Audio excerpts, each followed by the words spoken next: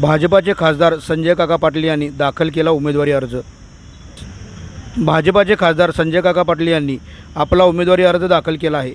सांगली लोकसभा मतदारसंघातून 2014 आणि 2019ला संजय काका पाटील हे सलग 2 वेळा निवडून आले आहेत। सलग तिसऱ्या वेळेला खासदार संजय काका पाटील यांना सांगली लोकसभेसाठी भाजपाने उमेदवारी दिली आहे। उमेदवारी अर्ज दाखल करताना खासदार संजय काका पाटील यांच्यासोबत सांगलीचे पालकमंत्री डॉक्टर सुरेशभाऊ खाडे, आमदार सुधीरदादा गाडगीळ, राष्ट्रवादीचे शहर जिल्हाध्यक्ष पद्माकर जगदाळे, जिल्हा परिषदेचे माजी उपाध्यक्ष सुहास बाबर हे उपस्थित होते।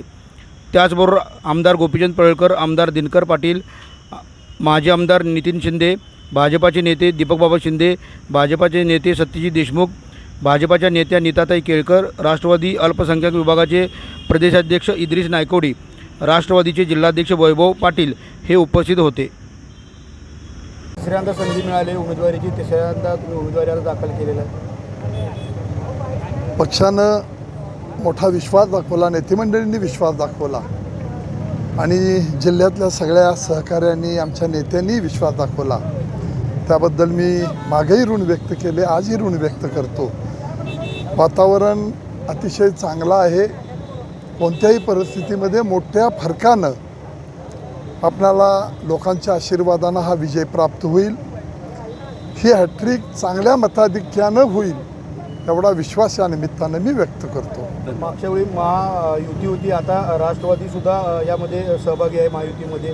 कशा पद्धतीने त्याचा फायदा होणार आहे किंवा अन्य घटक पक्षांचा फायदा हा महायुतीच्या माध्यमातून निश्चितपणानं आहे।